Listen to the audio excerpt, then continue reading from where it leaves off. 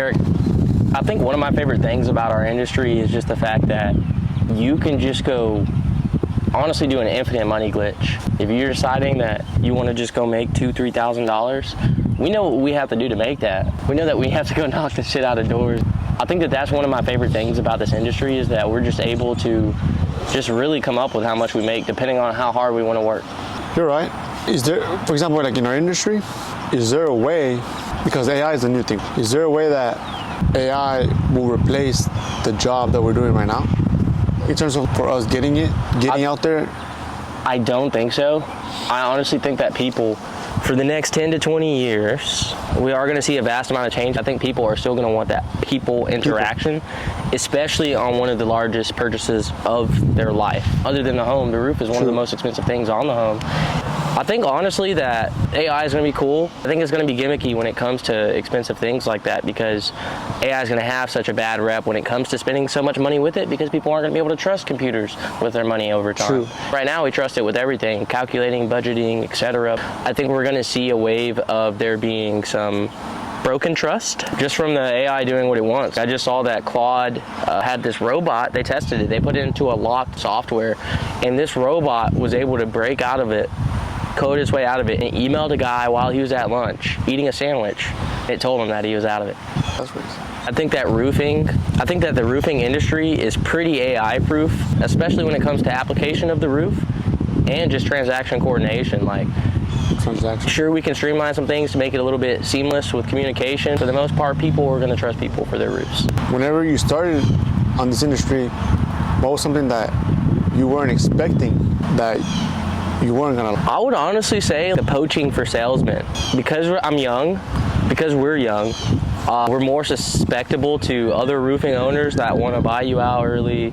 If not buy you out, they just want to recruit you for their team. They'll tell you you'll make so much more money because you don't have to focus on the management things, which is true for the most part. You may make more immediate money working for another company because everything's handled logistically. You can just go sell. Never think about claims again. Like, that's true. I think whenever you do take over your claim, not only are you making 2 times, if not 3 times the amount of money that you would make as a rep, as an owner, you're learning business, you're learning communication even more. You're communicating between a homeowner and their insurance for them. You're ordering the right roof materials, you're controlling the color of their home. You're doing the full production. Running the company is really not the hardest part. It's just doing everything at once. One thing. Exactly. For someone that's right now watching and they want to get into the construction industry or specifically roofing, do you recommend for them just to start their own thing or start as a salesperson? Honestly, that's a great question. I think it just depends on where you are and how comfortable you feel, because where I was, I didn't know what I didn't know about construction. I was working in the chemical plants. I went straight to working for another roofing company to where I got that knowledge, I got that experience, I got the understanding of how everything went. When I took my step away from there, it was kind of like just a stepping stool for my next part. I think that stepping stools are perfect for everyone. I think stepping stools can come in many different shapes and sizes. It could come as YouTube videos to teach you. It could come as courses to teach you. It could come as working for that company and actually getting hands-on experience. However you can learn, take it in, and when you feel ready, go. If you feel ready without even joining a company, you just learned so much on YouTube, online, whatever, I say go for it all the way. I don't think that you have to have that in-person experience, but it's just a plus. Have you helped other people start their own project? Absolutely. Like they want to do their own business. Have you helped them out? Actually, a couple times now. I have a buddy named Austin. Shout out Austin. He has a detailing business, Axtails Detailing. Y'all go check him out down below. He wanted to get his boots off the ground. He's a young business owner like myself.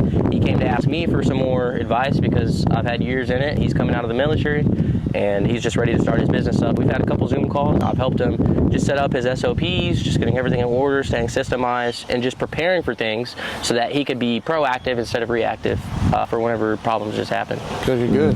Where do you see yourself 5 years from now? That's a great question. The way I see it 5 years in my business,